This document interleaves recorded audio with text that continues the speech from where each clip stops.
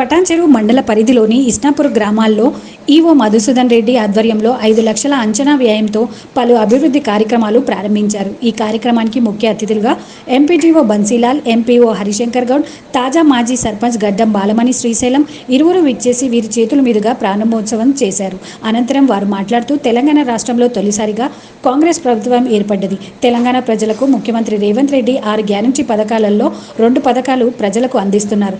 తాజా మాజీ సర్పంచ్ గడ్డం బాలమణి శ్రీశైలం మరియు ఎంపీటీసీలు గడ్డం శ్రీశైలం అంజిరెడ్డి సుమారు 5 లక్షల వ్యయంతో ఇక్కడి ప్రజలకు మహిళా సమైక్య భవనం, అంగన్వాడీ కేంద్రం, ప్రాథమిక ఆరోగ్య కేంద్రం, ఇక్కడ బాటసారులకు సులభ్ కాంప్లెక్స్ను రీమోడలింగ్ చేసి అందించారు. మేము సర్పంచ్గా బాధ్యతలు తీసుకొని 5 సంవత్సరాలు పూర్తయినది.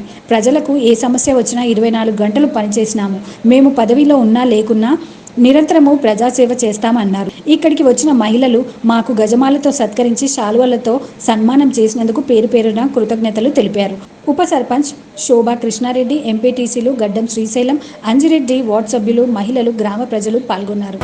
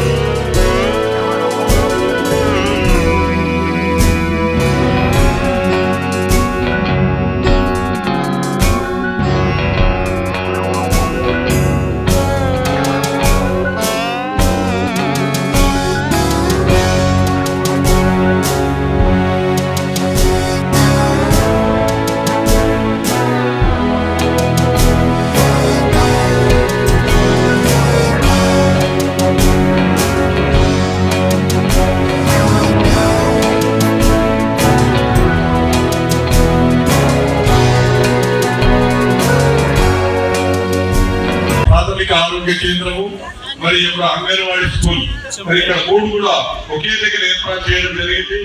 మరి అక్కడ ఎటువంటి సదుపాయం లేకుంటే మరి వాళ్ళు మా దగ్గరికి వచ్చి ఆ యొక్క సమస్యలు చెప్తే మరి వాటన్నిటిని కూడా దగ్గరుండి అన్ని రకాలుగా అక్కడ వాష్రూమ్స్ కావచ్చు, మండలు కావచ్చు, లైటింగ్ కావచ్చు, వాటర్ సదుపాయం కావచ్చు, మరి వాళ్ళకు ఫర్నిచర్ కావచ్చు, మరి వీటన్నిటిని కూడా సమకూర్చి సర్పంచ్ గారి ఆధ్వర్యంలో, పాలక మండలి ఆధ్వర్యంలో ఆ యొక్క కార్యక్రమాలు నిర్వహించి ఈ యొక్క కాంపౌండ్ వాళ్ళు ఇక్కడ ఇంత ముందు ఎంతో వికారంగా ఉండే ఏరియాకి ఎలా అద్భుతంగా తీర్చిదిద్ది ఇలా ఈ యొక్క గ్రామ మహిళా సంఘాలకు, అంగన్వాడీ స్కూల్ టీచర్స్ కు, మరి అలాగే హెల్త్ సెంటర్ వాళ్ళకు దీన్ని మేము డొనేట్ చేయడం జరిగింది. దీన్ని ఇప్పటికి కూడా ఇదే రకంగా పరిశుభ్రంగా ఉంచుకోవాలని వారి సమావేశంగా కోరుతూ ఈ అవకాశం ఇచ్చిన మీకు అందరికీ కూడా ధన్యవాదాలు తెలుపుతూ ముగిస్తున్నాను.